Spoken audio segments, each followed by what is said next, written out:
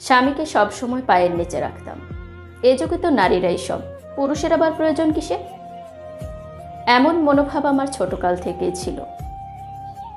তবে এই বিষয়টাকে বিয়ের পর বাস্তবে রূপান্তরিত করার চেষ্টা করলাম। দেখতে সুন্দরী এবং শিক্ষিত হওয়ায় স্বামীও আমার সব কথা মেনে চলত। আমি সব সময় তাকে অবহেলা করতাম, বলা বাহুল্য তার সাথে চাকরের মতো ব্যবহার করতাম।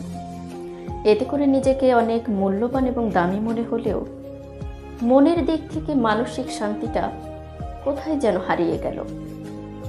এমনকি খেয়াল করে দেখেছি, বাড়ির মানুষজন আমাকে নিয়ে আড়ালে আবডালে সমালোচনা করে, প্রতিবেশীরাও আমাকে খারাপ নজরে দেখতে শুরু করলো। দিনকে দিন আমি রোবটের মতো হয়ে যাচ্ছিলাম। অনেকদিন পর বাপের বাড়িতে বেড়াতে গেলাম। এক রাতে মায়ের কোলে মাথা রেখে কাঁদতে কাঁদতে বললাম, মা, সবাই তো বলে পুরুষের হাতের রোবট কখনো না হতে। আমি তো ঠিক তাই হয়েছি। তাহলে আমার মনে শান্তি নেই কেন মা?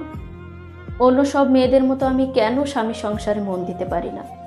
কেন আমার মনে ভালোবাসার শিহরণ জাগে না? মা হেসে বলল, স্বামীকে চাকর বানিয়েছিস রে মা, আর নিজে হয়েছিস চাকরানি। সেদিকে নজর রেখেছিস? সুখ পাবি কি করে? সুখ পেতে হলে স্বামীকে বানাতে হয় রাজা, আর নিজে তখনই হতে পারবি রাজরানী। সেদিন রাতে মায়ের ওই কথাগুলো আমাকে অভিভূত করল।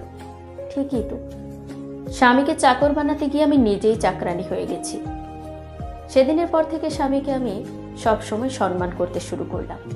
স্বামীকে স্বামীর মর্যাদা দিতে শুরু করলাম।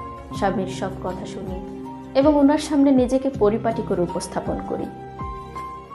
এখন আমি গর্ব করে বলতে পারি, আমার মতো সুখী মেয়ে খুব কম জনই আছে। এখন আমি স্বামীকে রাজা বানিয়েছি, নিজে হয়েছি রাজরানী। জীবনের আসল সুখ তো এখানে। এখন আমি বুঝতে পারি, স্বামীকে চাকর নয়, বরং রাজা বানালে তবেই রানীর সম্মান পাওয়া যায়।